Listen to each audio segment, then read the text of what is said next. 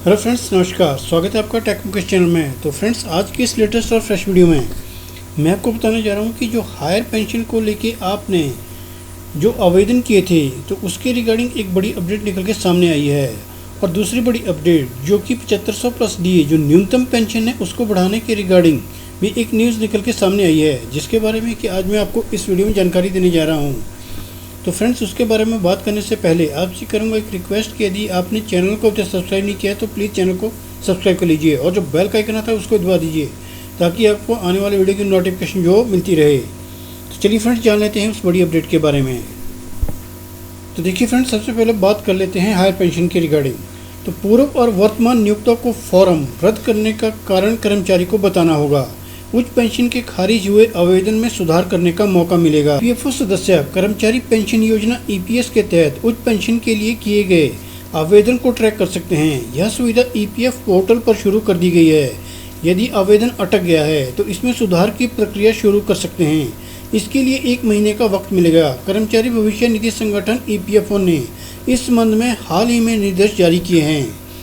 निर्देशों के अनुसार यदि किसी कर्मचारी पेंशन भोगी का आवेदन नियोक्ता ने खारिज कर दिया है तो उसे इसका कारण बताना होगा। ईपीएफओ द्वारा आवेदन को स्वीकृत करने से पहले नियोक्ताओं को उनके स्तर पर सत्यापन और अनुमोदन के लिए भेजा जाता है। इस पर सभी नियोक्ताओं को मंजूरी अनिवार्य होगी।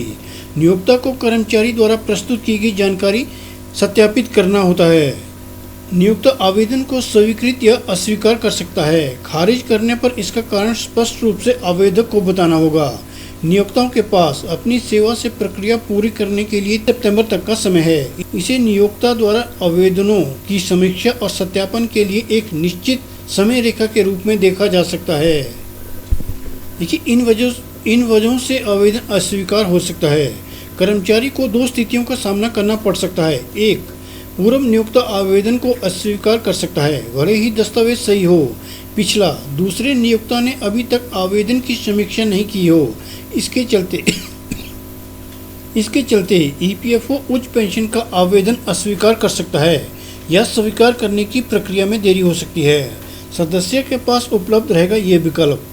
जब कोई कर्मचारी उच्च पेंशन के आवेदन की स्थिति को ट्रैक करेगा तो यह ईपीएफओ के सदस्य सेवा पोर्टल पर दिखाया जाएगा। यदि नियोक्ता ने आवेदन को मंजूरी नहीं दी है तो कर्मचारी को आवेदन में आवश्यक सुधार करने या अतिरिक्त दस्तावेज प्रदान करने का मौका मिलेगा। इसके लिए अस्वीकृत पत्र जारी होने से 1 महीने का समय होगा। तो यहाँ पे आप जो है वो किस तरह से ट्रैक कर पाएंगे, ईपीएफओ के पोर्टल पे आपको जो है वहाँ पे epfindia.gov.in पर जाना है। इसके बाद सर्विसेज पे फॉर एम्प्लॉय का चयन करना है। इसके बाद मेंबर यूएन ऑनलाइन सर्विस पे क्लिक करें और नया पेज खुलने के नीचे इम्पोर्टेंट लिंक्स सेक्शन में ट्रैक एप्लीकेशन फॉर स्टेटस और pension on higher wages link पर क्लिक करें।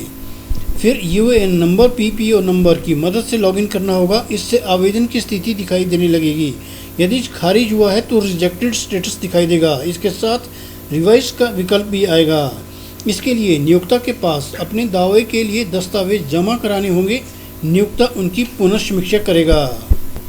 तो अब जान लेते हैं दूसरी बड़ी अपडेट के बारे में। तो देखिए, ईपीएस 95 संघर्ष समिति का 2 दिनी सम्मेलन, न्यूनतम पेंशन 7500 रुपये करने की मांग। ईपीएस 95 राष्ट्रीय संघर्ष समिति का 2 दिवसीय प्रांतीय सम्मेलन संत हृदयराम नगर के दीपमाला पागारानी संस्कार स्कूल सभागार में आयोजित किया गया, जिसमें 4 सूत्रीय मांगों को लेकर आंदोलन को जारी रखने का निर्णय लिया गया। इसमें न्यूनतम पेंशन 7500 एवं डीए पेंशन धारक पति पत्नी को अच्छी निःशुल्क चिकित्सा सुविधा उपलब्ध कराने, सर्वोच्च न्यायालय के आदेशानुसार पेंशन धारकों को उच्च पेंशन का लाभ दिए जाने, वर्ष 1995 से पूर्व सेवानिवृत्त पेंशनरों को भी ईपीएस 95 में शामिल करने या उन्हें ₹5000 प्रति माह पेंशन देना शामिल है। इन मांगों को लेकर 2 दिन तक चली बैठक देश भर के 100 से अधिक प्रतिनिधि शामिल हुए। इन्हें संबोधित करते हुए राष्ट्रीय अध्यक्ष अशोक रावत ने कहा कि आंदोलन बीते कई सालों से चल रहा है। प्रधानमंत्री से लेकर लोकसभा अध्यक्ष संबंधित मंत्रियों व अधिकारियों को अनेक बार ज्ञापन प्रस्तुत किए गए। कई बार व्यक्तिगत मुलाकात कर समस्या से अवगत कराया गया, लेकिन हर बार केवल आश्वासन ही मिले हैं। अमल की दिशा में आज तक कदम नहीं उठाया गया है, जिस कारण पेंशनर मुसीबत भरी जिंदगी जीने को विवश है। 2 दिन चली बैठक में आगे की रणनीति पर भी विस्तार से विचार किया गया। इसके अलावा राष्ट्रीय महासचिव वीरेंद्र रंगावत ने भी अपने भाषण में अब तक की परिस्थितियों पर विस्तार से प्रकाश डाला तथा केंद्र सरकार से पेंशनरों की जायज़ मांगों के निराकरण का आग्रह किया। बैठक को मुख्य सलाहकार PN पाटिल, महिला विंग श्री प्रभारी शोभा आसन, शैलेंद्र शर्मा, अरुण गावले आदि ने भी अपने विचार रखे। तो फ्रेंड्स, ये थी EPS पेंशन धारकों की पेंशन से रिगार्डिंग और उच्च पेंशन से रिगार्डिंग लेटेस्ट अपडेट। तो आपको ये न्यूज़ कैसी लगी, अपनी राय कमेंट में लिखना मत भूलिएगा और ऐसी अमेजिंग और इंटरेस्टिंग वीडियो के लिए please like, share and comments. Thanks for watching. Thank you.